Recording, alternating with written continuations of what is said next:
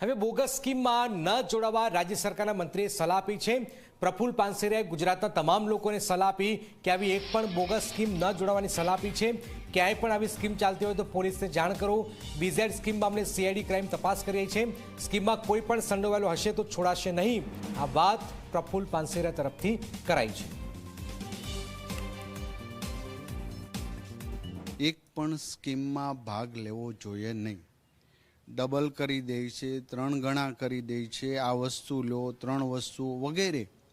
આ બદમાશો, રાક્ષસી કૃત્ય કરનારા લોકો ગરીબ લોકોનું લોહી સૂચી રહ્યા છે। આવી સ્કીમ હજી પણ કોઈ તાલુકા, જિલ્લા વગેરેમાં ચાલતી હોય તો ચોક્કસ પ્રકારે નજીકના પોલીસ સ્ટેશને જાણ એક જાગૃત નાગરિક તરીકે કરવી જોઈએ। આ લોકો હાટડી લઈને કરોડો રૂપિયા લોકોના ચોરી જતા હોય છે।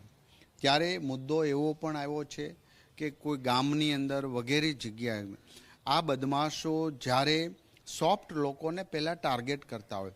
ગામમાં સારો વ્યક્તિ કોણ? તો શિક્ષક હોય છે, તલાટી મંત્રી હોય છે, હોસ્પિટલમાં જોબ કરનારા નર્સ વગેરે, એમને પકડીને એમના દ્વારા એક વિશ્વાસ ઊભો કરાવી અને લાલચ આપીને આવી કામગીરી કરતા હોય છે।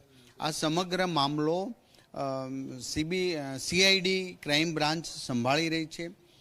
વાત એવી આવી છે કે અમારા શિક્ષણ વિભાગના શિક્ષકો આમાં સામેલ છે, પરંતુ એમને પણ આના ભોગ બનાવ્યા હોઈ શકે અને જે હશે તે સીઆઈડી ક્રાઇમનો જે રિપોર્ટ આવશે, જો ઇન્વોલ્વમેન્ટ કોઈ પણનું હશે તો એક પણને છોડવામાં નહીં આવે। કાયદાસરની કાર્યવાહી અમે કરીશું।